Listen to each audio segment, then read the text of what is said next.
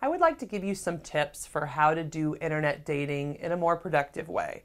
So, for any of you who've never done internet dating before or who are kind of just getting back into the dating field, this is kind of the way a lot of people are meeting each other. Yes, there are ways to do it in public or in groups, but more often than not, a lot of people are dating online.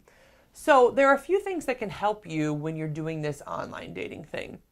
One, it helps to actually make conversations with a few people at first because you don't know what's going to stick.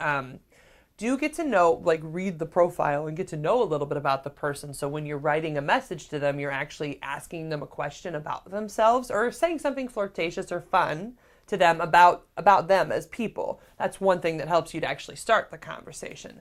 But then another thing that helps is I would meet people pretty quickly. Like 2 weeks is enough time to meet somebody in public in a safe space. So, if you've never met the stranger before, definitely meet them in a way like at a public coffee shop or somewhere where there's other people. So, if, you're safe and nothing weird happens, right? Other than you're getting to know somebody.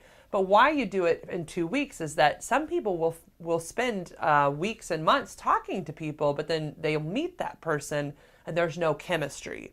And so 2 weeks is enough time to have a few conversations or to talk online and decide, okay, let's meet in person and see if there's something here.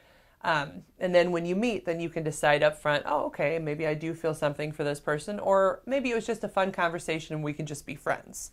Another thing that helps for a first date, like these are essentially blind dates. And if you're just doing dinner, sometimes that can be really awkward and uncomfortable. You've never met this person. You don't know what to say to them.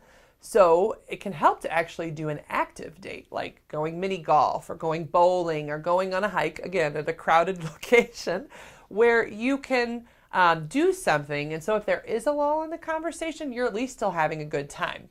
I always suggest people pick something that they would love to do regardless of whether or not they're on a date, because either way, then you have a good day. So pick something active. And then finally, have some questions to ask. Usually people don't end up with the first person that they date online. You're going to date a few people. There are quite a few things online that you can find that are just questions for first dates to ask people.